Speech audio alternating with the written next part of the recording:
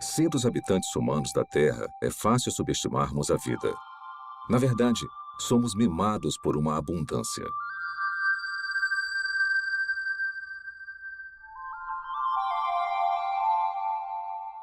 O nosso clima e a nossa geografia suportam uma biosfera que pode ser única no universo. E basicamente não há lugares muito quentes, muito frios ou muito isolados para os organismos vivos prosperarem.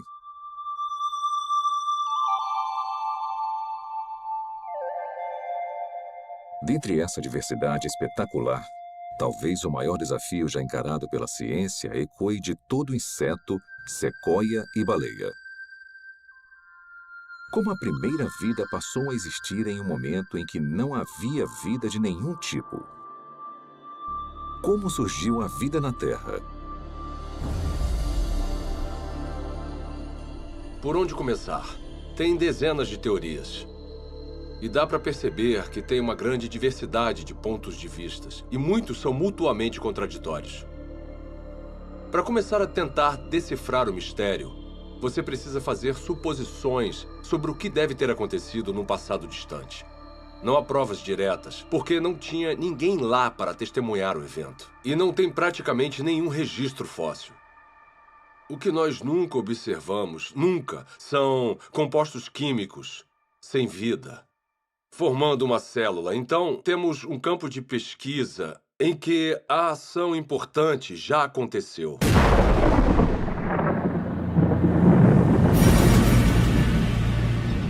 A história primordial da Terra é, de fato, uma narrativa incompleta. Mas apesar da ausência de provas físicas, a maioria dos cientistas acredita que a vida se originou quando a energia atingiu substâncias inorgânicas nos oceanos, crosta e atmosfera do planeta, para criar os componentes básicos para a primeira célula autorreplicante.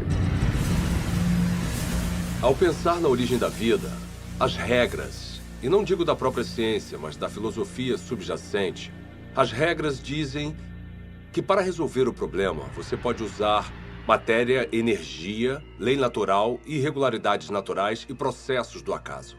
Mas o seu kit de ferramentas acaba aí.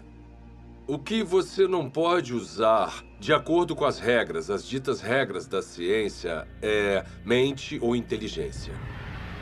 Se tivermos que dar um nome a essa posição, não tem um nome melhor do que materialismo científico.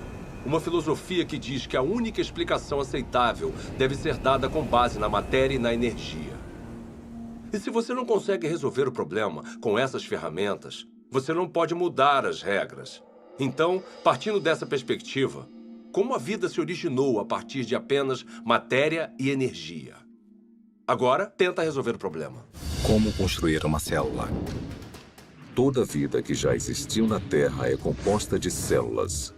E os indícios para sua origem estão entrelaçados em uma rede de máquinas moleculares.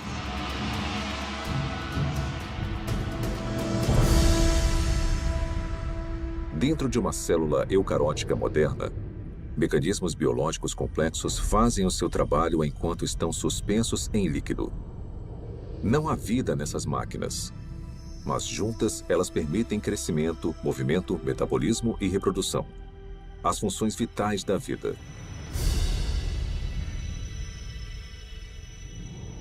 Cada componente dessa fábrica celular é feito de grandes moléculas compostas. E as mais numerosas são as proteínas. Com funções modernas, as proteínas foram projetadas para desenrolar e copiar informação genética em uma cadeia de DNA. Desencadear reações químicas com formatos encaixáveis. Controlar a passagem de eletrólitos e nutrientes pela membrana celular. Tipo de proteína, cinesina. E carregar recipientes cheios de carga por andaimes, também feitos de proteína, que se montam sozinhos e vão até os lugares necessários da célula. Ampliado 500.000 vezes, um glóbulo vermelho contém 280 milhões de proteínas hemoglobinas, cada uma com a função de carregar oxigênio. Isolando uma delas, descobrimos que cada proteína é feita de centenas de moléculas menores chamadas aminoácidos. são encontrados 20 tipos diferentes de aminoácidos em organismos vivos. A estrutura química distinta de cada molécula permite a formação de mais de 100 mil tipos diferentes de proteínas. A construção começa quando aminoácidos selecionados são organizados em uma cadeia. É um processo que costuma ser comparado à organização de letras do alfabeto em palavras e frases com significado. Se esses componentes tiverem a sequência correta, a cadeia se dobra em uma proteína pronta para cumprir a sua função dentro da célula.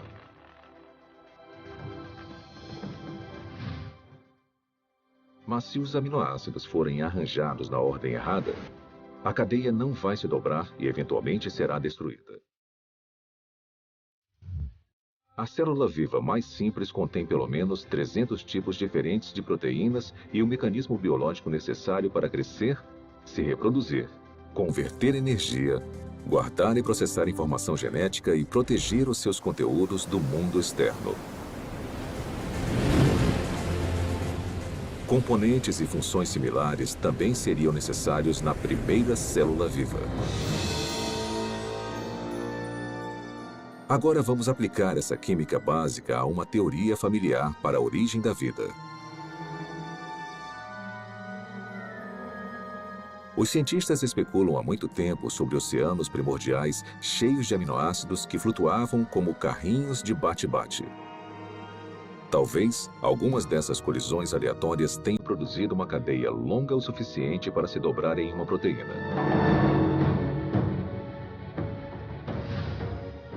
Depois, mais aminoácidos se juntaram a mais cadeias que se dobraram em ainda mais proteínas. Simultaneamente, outras moléculas complexas, incluindo ácidos nucleicos, gorduras e açúcares, também se juntaram para formar componentes essenciais. Então, sem previdência ou direção, a combinação certa de moléculas se juntou de alguma forma nessa sopa química para formar uma membrana que envolvia todas as máquinas específicas necessárias para uma célula autorreplicante.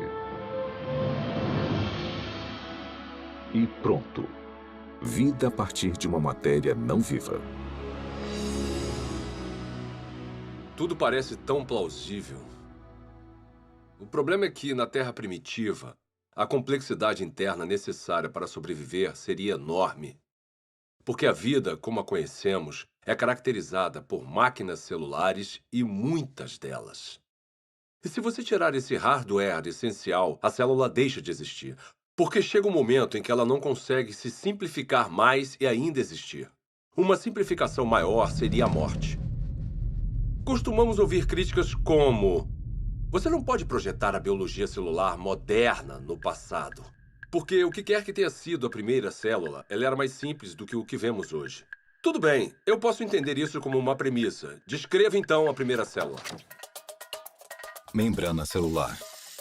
Para ser a célula viva, você precisa de uma barreira, uma membrana que a proteja do resto do ambiente. Essa membrana precisa permitir seletivamente a passagem de nutrientes específicos e matérias-primas necessários para combustível e energia. Você também vai guardar grandes quantidades de informação genética em cadeias de espiral de DNA.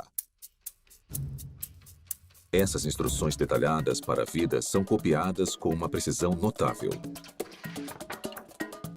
Então, em fábricas chamadas ribossomos, essa informação é convertida em cadeias de aminoácidos e proteínas. Replicação celular. Por fim, você vai estar equipado com tudo que precisa para reproduzir as gerações futuras de células. Essas funções básicas são realizadas por todos os seres vivos. São, de certa forma, características do que significa estar vivo. Então, seja uma célula do passado, uma célula bem simples, ou uma célula mais complicada de hoje em dia, não faz diferença, ela vai precisar realizar essas funções. Grande parte dos químicos acredita, assim como eu, que a vida surgiu espontaneamente, a partir da mistura de moléculas na Terra prebiótica. Como? Eu nem imagino. George Whitesides, químico, Universidade Harvard. Apesar dos assombrosos obstáculos, A noção de que componentes químicos básicos se organizaram para formar uma célula viva é sugerida no mínimo 150 anos. Em 1871, Charles Darwin escreveu uma carta na qual descreveu um pequeno lago morno com todos os componentes químicos certos para criar a vida. Meio século depois, o bioquímico russo Alexander Oparin expandiu as ideias de Darwin. Em seu livro A Origem da Vida, ele teorizou sobre uma sopa primordial e uma progressão gradual de uma química simples até uma célula viva. Então, em 1952, essa hipótese foi testada. Stanley Miller, um aluno de pós-graduação da Universidade de Chicago, tentou determinar se uma química simples poderia produzir componentes reais de vida. O jovem cientista construiu um equipamento de vidro para simular o ciclo de água antigo e o encheu com uma mistura de gases que supostamente compunham a atmosfera da Terra primitiva. Miller aqueceu os componentes e atingiu os gases com descargas elétricas, faíscas elétricas, para desencadear uma reação. Poucos dias depois, um lodo parecido com piche se formou no vidro. Nele, Miller identificou 4 dos 20 aminoácidos encontrados em proteínas. Pela primeira vez, sob condições supostamente naturais, moléculas cruciais para a vida foram geradas a partir de matéria e energia. Houve muito alvoroço quando o experimento de Miller foi publicado pela primeira vez, porque parecia ser fácil conseguir os componentes dos seres vivos. E se era fácil conseguir os componentes, talvez não fosse tão difícil transformar esses componentes químicos nas primeiras células vivas. Apesar de sua premissa ser inovadora, o experimento de Stanley Miller logo foi considerado muito falho, pois ele não havia usado os gases corretos, negligenciando o nitrogênio, o dióxido de carbono e o oxigênio, que teriam destruído as moléculas necessárias para a vida na Terra primitiva. Mas apesar dos erros, o trabalho de Miller inspirou outras tentativas de recriar as condições pré-bióticas. Hoje, após décadas de investigações, a esperança de se encontrar uma solução de forma simples e clara já não existe mais. Mesmo assim, as pesquisas sobre a origem da vida continuam por todo o mundo. Sua hipótese essencial de que as células vivas surgiram através da química natural agora é conhecida como evolução química. A evolução química vem com muita bagagem. E se você for levá-la a sério como uma explicação para a origem da vida, com certeza você também precisa levar a sério certas propriedades fundamentais da biologia.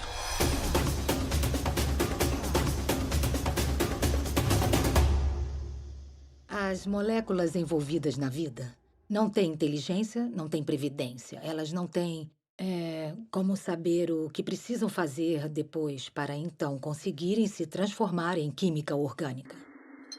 Se eu colocar aminoácidos em um tubo de ensaio no meu laboratório, mesmo se eu esquentar e misturar muito bem, e fizer isso por 100 anos, 1000 anos, 10.000 anos ou 1 milhão de anos, nada aconteceria.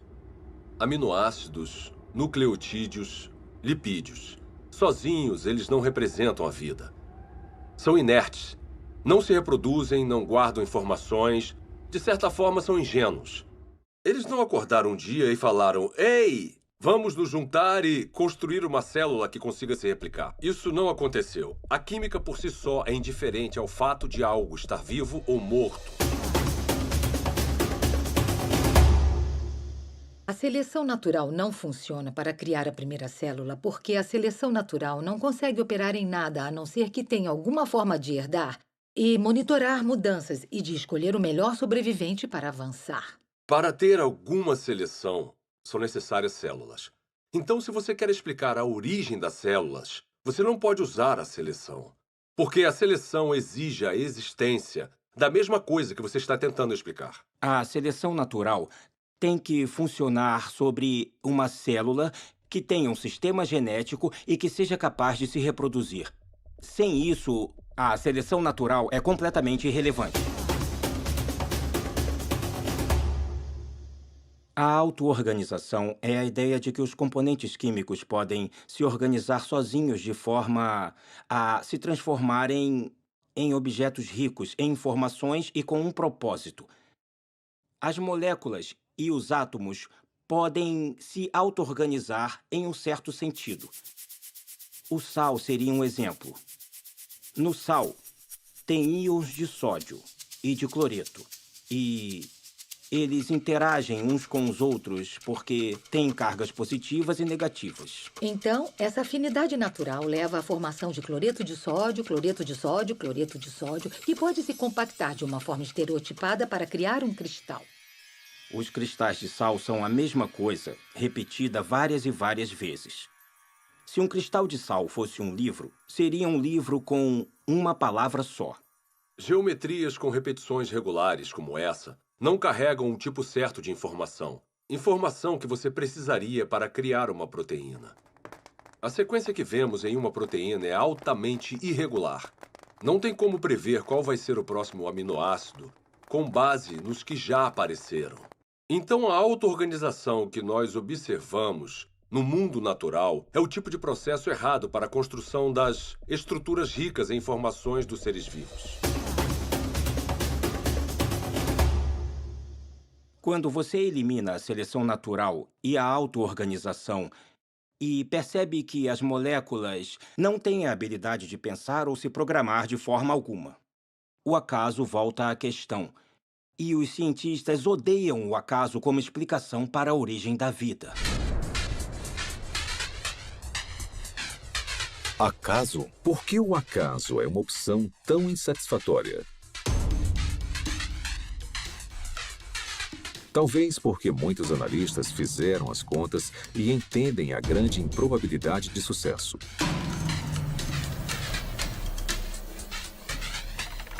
O acaso é definido como o elemento desconhecido e imprevisível em qualquer evento que não tenha um motivo atribuível ou orientação de uma lei natural ou de um agente inteligente.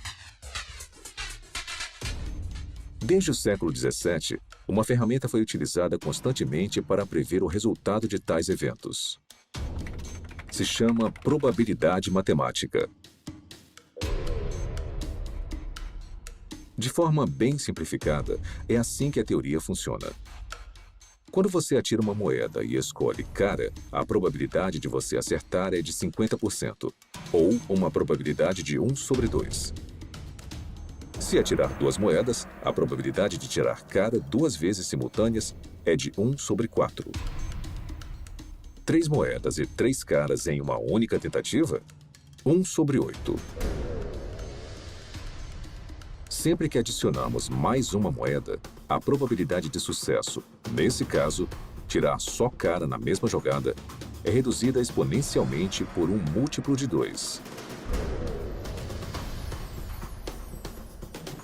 Então, se 10 moedas forem atiradas, a probabilidade de tirar cara 10 vezes é de 1 sobre 2 elevado à 10ª potência ou menos de uma chance a cada 1000.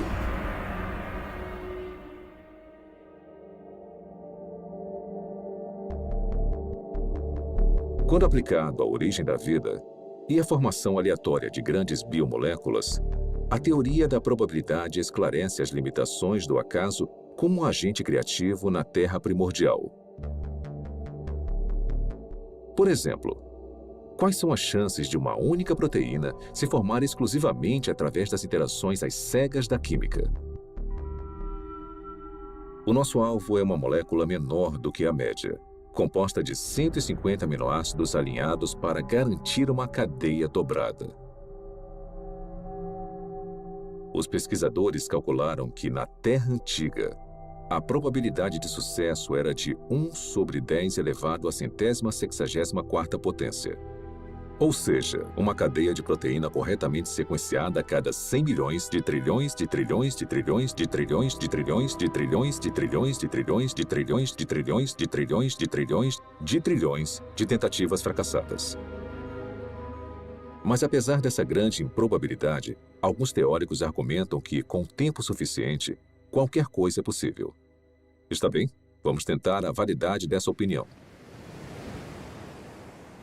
Vamos começar estabelecendo um ambiente ideal para a evolução química. Um mundo imaginário que dará ao acaso toda a oportunidade de sucesso. Primeiro, vamos lotar os oceanos de aminoácidos. Ou seja, todos os átomos na Terra, incluindo todo o suprimento de carbono, nitrogênio, oxigênio, hidrogênio e enxofre, estão disponíveis para formar 10 elevado à 41ª potência de conjuntos completos dos 20 tipos de aminoácidos usados na criação de proteínas. Depois vamos alterar as leis da natureza para proteger esses componentes dos raios de luz ultravioleta destruidores e da contaminação química na sopa primordial. Agora vamos deixar a química agir para ver o que acontece.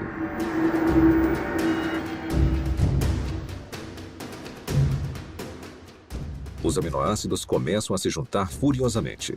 No nosso experimento, uma cadeia inteira com 150 unidades se forma sozinha em apenas 1 segundo. Como os 20 tipos de aminoácidos estão disponíveis, na maioria dos lugares, há uma probabilidade de 5% ou de 1/20 da molécula correta se alinhar na cadeia. Se a sequência estiver incorreta, a cadeia é destruída imediatamente e se inicia um novo agrupamento. Por todo o planeta, 6 milhões de bilhões de trilhões de tentativas vão acontecer a cada minuto.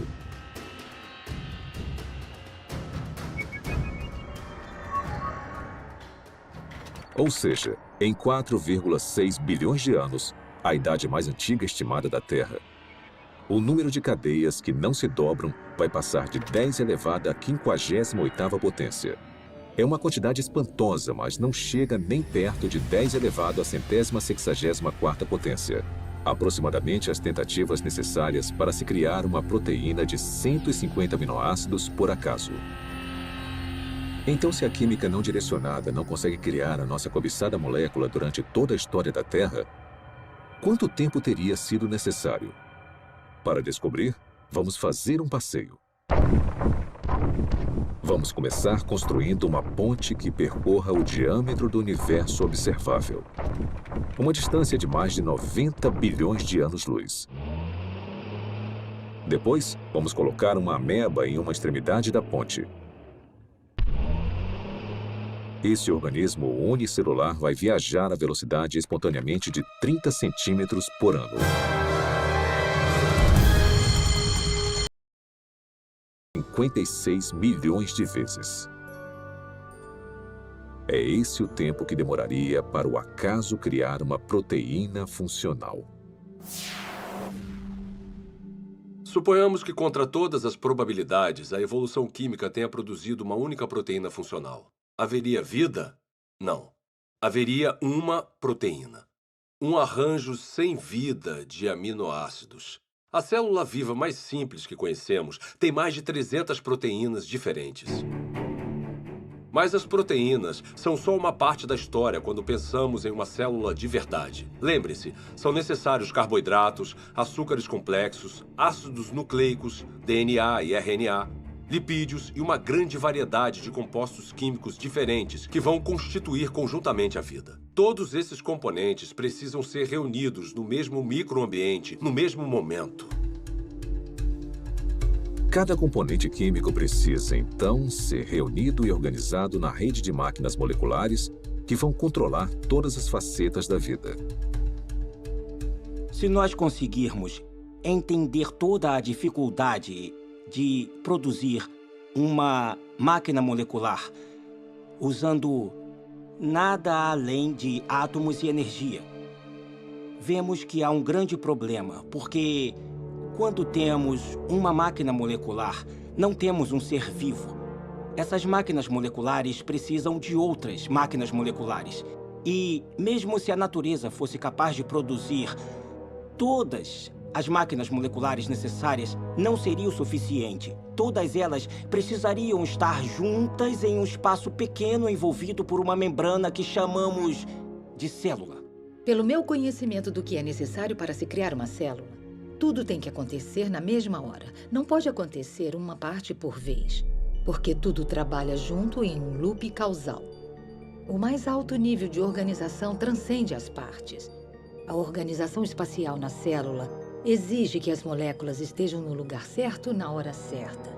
O DNA é copiado para o RNA. A polimerase que faz a cópia precisa encontrar o lugar certo no DNA para começar a copiar. O RNA precisa se ligar de alguma forma aos ribossomos, que precisam estar em um lugar específico, e então as proteínas criadas precisam ir a um outro lugar específico. Isto é muita coisa para ser explicada pelo acaso. A probabilidade de eles estarem no mesmo espaço ao mesmo tempo se torna mais do que inimaginável. E a probabilidade deles estarem cercados por uma membrana, assim como uma célula, é basicamente impossível. Tirando o acaso da questão, a busca por uma explicação materialista viável seguiu em várias direções. As teorias incluem superfícies de argila com rachaduras, para onde as moléculas orgânicas poderiam ser atraídas e alinhadas em cadeias de ácidos nucleicos e aminoácidos. Fontes hidrotermais no fundo do mar, que expeliam componentes químicos de caldeirões subaquáticos aquecidos a centenas de graus. E oceanos primordiais cheios de RNA. Uma molécula versátil capaz de armazenar e replicar informação genética, teoricamente sem a ajuda do DNA ou de proteínas. Propostas como essas causaram um interesse considerável. Mesmo assim, todas encaram o mesmo obstáculo que derrubou o acaso: a transformação de componentes sem vida nas biomoléculas complexas da vida. Esse problema fica evidente na hipótese do mundo de RNA. O mundo de RNA é a ideia de que é possível juntar nucleotídeos suficientes para criar uma cadeia longo o suficiente para se autocopiar e, depois de se copiar, fazer a mesma coisa novamente. Os pesquisadores da origem da vida supõem que a primeira vida era composta de nada além de RNA e podia, de alguma forma, criar um mundo mais complexo, onde há proteína e DNA. Ninguém sabe como isso aconteceria. Desde a apresentação do mundo de RNA, a aceitação da teoria aumentou, apesar das várias limitações, inclusive a durabilidade da molécula. Se você apenas olhar para uma molécula de RNA, ela parece se desintegrar. Trabalhar com RNA é extremamente difícil, porque ele é muito delicado. Ele foi criado para ser um depósito temporário de informação. E, em consequência da sua delicadeza, é muito improvável que ele seja útil como algum tipo de ponto de partida para a existência da vida. Então, o RNA não pode preceder a primeira célula porque precisa estar dentro de um ambiente celular para ficar estável, para ser copiado e para ser útil. Hoje em dia, moléculas de RNA são criadas em condições de laboratório. Para muitos bioquímicos, essas cadeias sintéticas de ácidos nucleicos são pelo menos uma confirmação parcial de que a evolução química criou a vida na Terra primordial. Para criar RNA no laboratório, você precisa limpar as superfícies, limpar as pipetas, usar luvas especiais e deixá-lo coberto. E depois torcer para não haver contaminação, porque se houver, o RNA já era.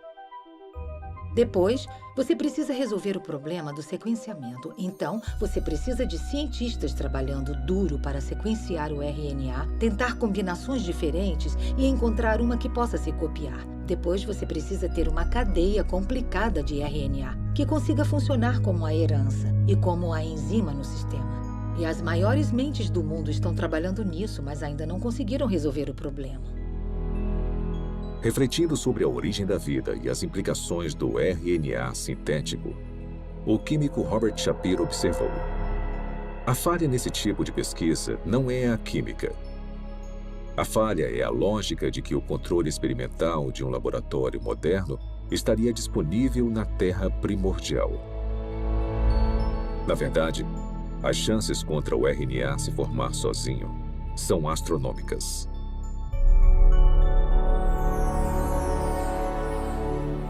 Criar RNA em um laboratório exige muita inteligência e premeditação, e planejamento e execução cuidadosos. Então, conseguir a sequência certa. Sem consciência, sem intenção, não vai acontecer. A probabilidade da evolução química é ainda mais enfraquecida pela composição da sopa primordial. Se a sopa primordial tiver existido, ela teria sido um grande caos quimicamente. Há vários tipos de reações cruzadas opostas que teriam acontecido na Terra primordial e que interfeririam com a química que você deseja. Ou seja, moléculas que não são utilizadas pelos seres vivos e que são prejudiciais aos seres vivos. As condições na Terra primordial eram hostis à vida, eram hostis à formação dos tipos de ligações necessárias para criar moléculas biológicas. E foi aí que surgiu um grande problema. Porque a água quebra as ligações que prendem as proteínas.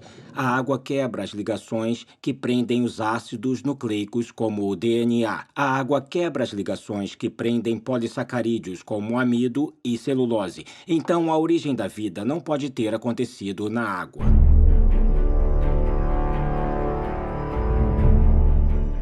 Encarando desafios intransponíveis na Terra, alguns cientistas expandiram as fronteiras de suas buscas. Em 1976, o biólogo vencedor do Prêmio Nobel Francis Crick propôs uma alternativa radical para a origem da vida. Crick sugeriu que o nosso planeta foi semeado com organismos microscópicos, que foram transportados de outra parte do universo, por uma civilização alienígena. Essa teoria é chamada de panspermia. 5 anos depois, o físico Fred Hoyle ofereceu uma versão modificada de panspermia, quando teorizou que as cadeias de DNA haviam sido criadas por uma inteligência de uma galáxia distante e se espalharam como sementes de dente de leão em um dia de ventania. Parte desse material genético chegou na Terra. Outra versão da teoria, popularizada pela Rocha de Marte, um meteorito descoberto na Antártida, afirma que micróbios evoluíram em outro lugar da galáxia e vieram até a Terra, em cometas e asteroides. De alguma forma, podemos falar que a panspermia é um abandono da ciência, porque ela coloca o problema além da examinação.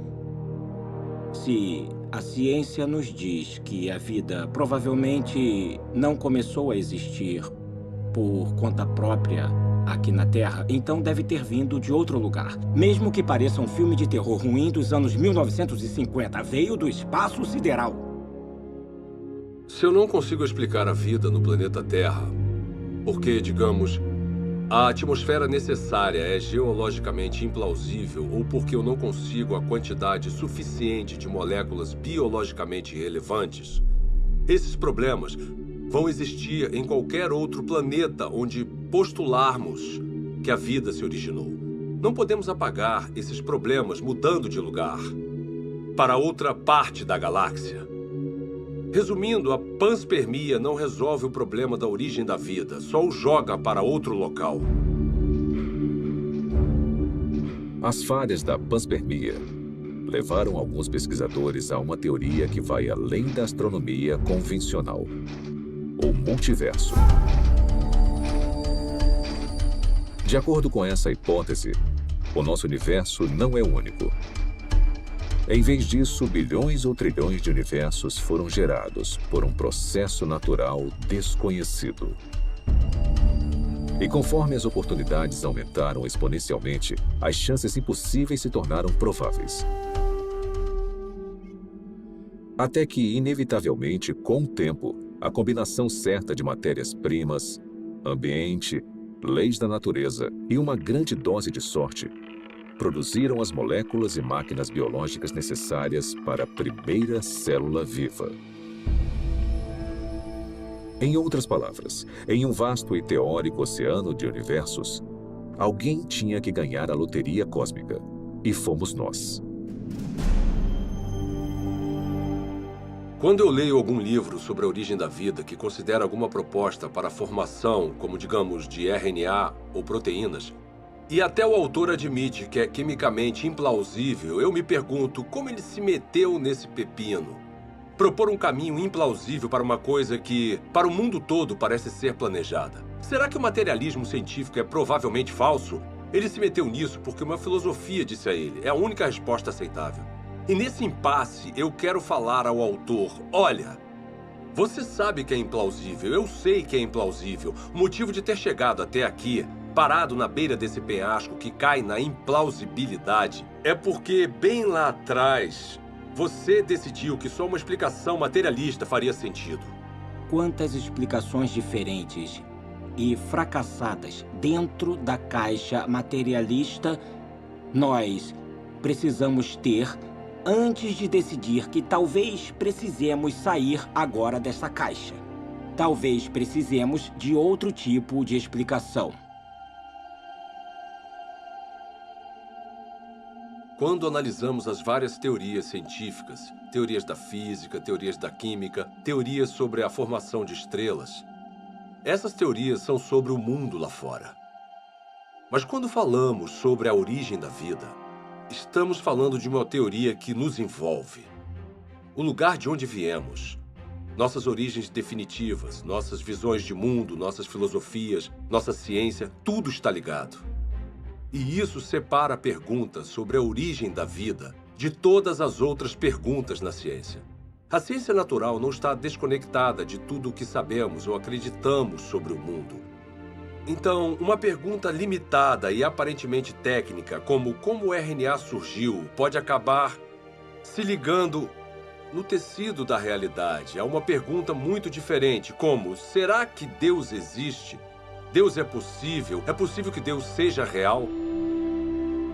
Se a vida, com toda a sua riqueza, não surgiu através de um processo estritamente físico ou natural, precisamos ter indícios disso. E eu acho que a origem da vida é o ponto central em que muita coisa acaba mudando.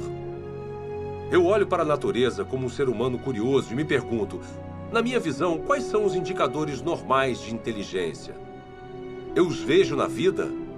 E a resposta é, sim, em abundância. O que vemos nos sistemas biológicos é maravilhoso, é lindo, é elegante e quanto mais aprendemos sobre biologia, mais óbvio é o design.